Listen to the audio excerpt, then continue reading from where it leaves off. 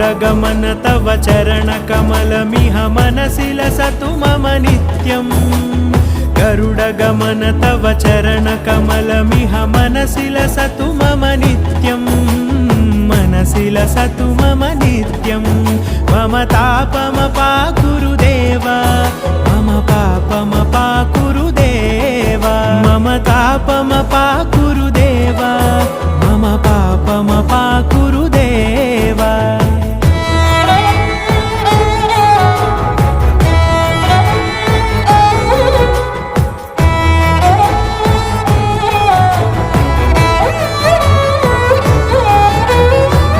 जनयन विधि नमुचिहरण मुख विबुध विनुत पद पद्मा